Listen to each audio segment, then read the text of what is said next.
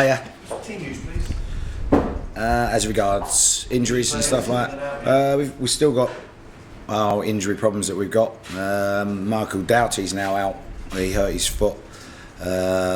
So really we're still in that position really. I mean, we've been unfortunate with the injuries we picked up, but you know, I'm sure someone else will get drafted in to take his place. So none of the players who are injured in midweek have a chance of coming back at the weekend? I think people have got a chat. Michael hasn't, for sure. But we're monitoring the others. What effect has the roller coaster ride that was Tuesday night's game had on the players in the couple of days following? Well, I haven't seen much of them, to be fair, apart from the ones who didn't play because we did a training session with them. I mean, they're just getting ready for the Chelsea game. They showed a lot of resilience in the way they fought back.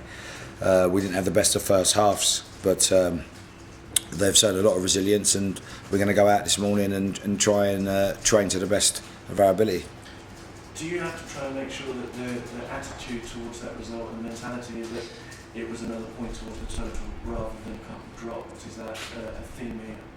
Yeah, I think you're right. I mean, you know, would we have taken 4 points this time last week? We probably would have done. And let's be honest. Although we were disappointed that we didn't manage to hold on to the points at the end, we could have been out of the game in the first half. Villa put on a very good performance in the first half, and the game could have been over. But you know, the players have showed a lot of resilience and a lot of professionalism to stay in the game right until half time, which allowed us to sort it out in the changing room during half time, and then put that display on in the second half. Seems that there's been a little bit of a switch around in the form, in so much as there's been 5 straight defeats at home in the league, but the last 7 points picked up away from them. Any idea why that's sort of spun around a bit? No, not really. Only probably was we played different teams at different times, and not really, because our home performances have been very, very good, and we perform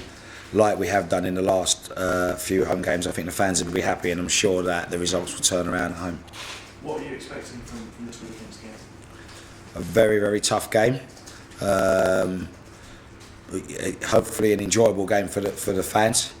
Not too enjoyable for the neutral, because I hope that we can do well and collect all the points. But we know that any team playing Chelsea, especially in the form that they're in, especially coming into the run into the Championship, is going to be a very difficult game, and the players are up for it. Do you expect that you're playing the team that will win the league in May?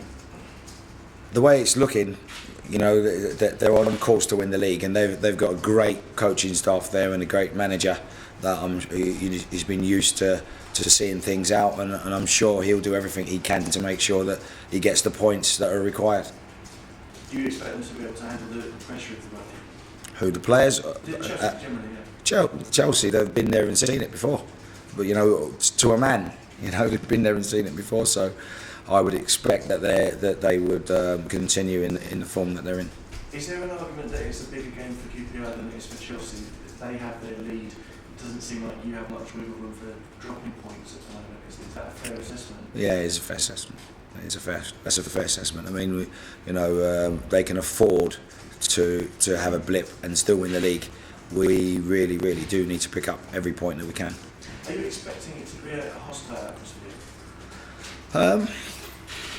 Well, it's a derby, so there's going to be the hostilities that you have and the rivalries that you have in any derby.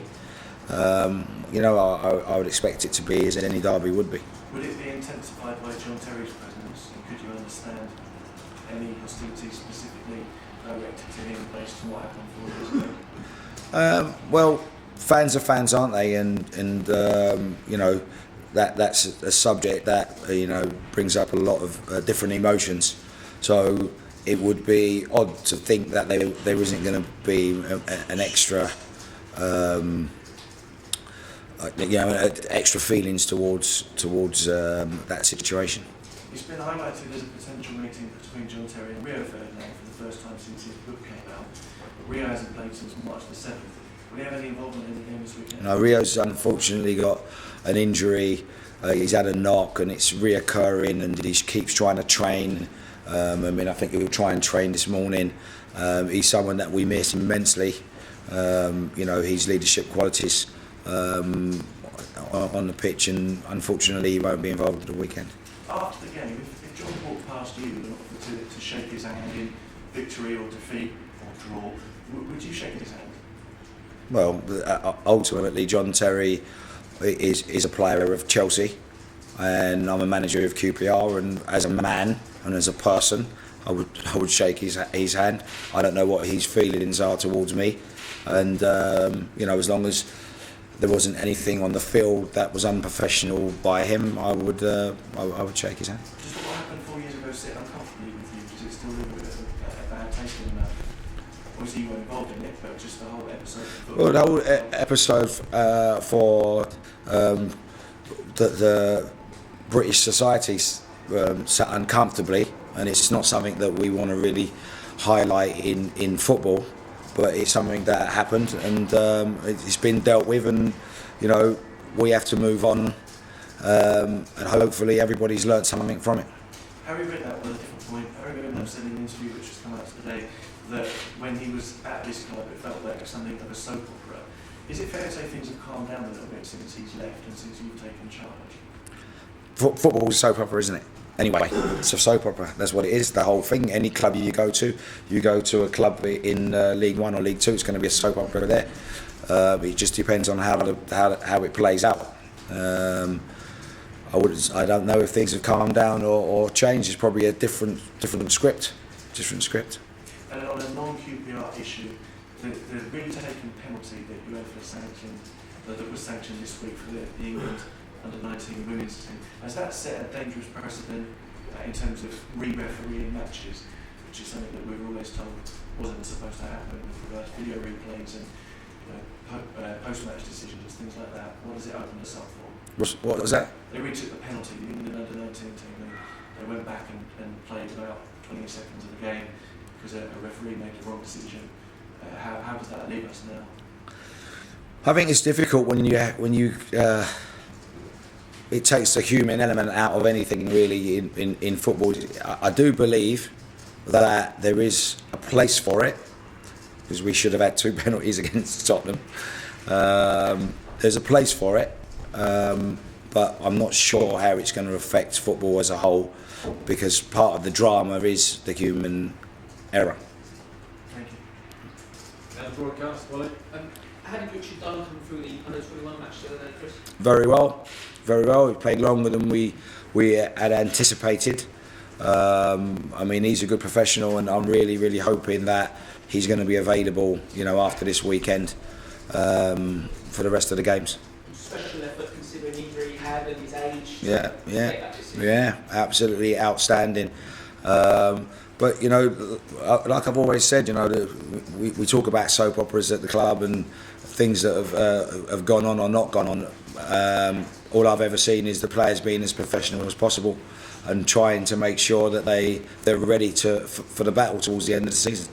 Another goal, he scored a goal the other day, his first Premier League, but then gave away the free kick, a bittersweet night. But again, another one, an older player that's coming for you, and I imagine done a great job for you. No, listen, and he's been fantastic when he's not been in the team, which is, apart from coming on and filling in spaces and doing well, he's been professional around the place. He's not been involved for a few games, but he hasn't come on and sulked, or he's offered his advice on the bench as well.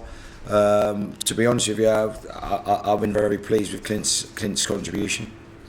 Just following on from the Harry Redknapp interview and soap opera situation, during Harry's time here, Tony Fernandes was quite vocal on Twitter, positive stuff and negative. Sure. I think at the start of the season when Les got his job and the club did an interview with him too, and Les said, not a fan of it, and Tony said, I'm still going to do it. But since you've been here, has there been a purposeful sort of lessening of Tony's tweets around QPR?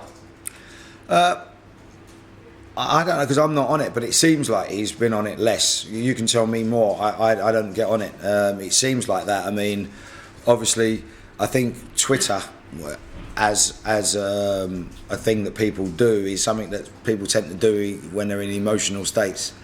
And I'm not saying that Tony does that in an emotional state. I'm saying people in general, because obviously I've got family members that are on it, and I think sometimes it doesn't always represent exactly what people feel at the time. It's just sometimes a knee-jerk reaction to something that's come on. So it'd be like me and you having a conversation, and we say something, and then we think about it later and maybe apologise or maybe take back what we said. But once it's out there, it's out there. Okay, Paul. Chris, given the stage of the season and everything in this game, it doesn't need any extra significance. But how big in general terms is this derby? I think all derbies are very big. I think this stage of the season and what both teams have at stake, puts an extra little bit of spice to it. And what it is it's that the players, live for these sort of games. Really, I mean, obviously we'd rather be in their position than our position, but no, it's going to be a great game for the fans and a great game for the club. Has there been any? You said you haven't really seen the players, but has there been any sort of extra lift in confidence or belief, given that you scored goals, so many goals in the last couple of games, as much as anything else? Well, I imagine they would be. I mean, like we have had a lot of chances in the games that we've played, and unfortunately we haven't taken the chances that were required to get us above the line. So I think it's good now that some of those chances we created are going in. We're just hoping that they can go in front of our fans this weekend.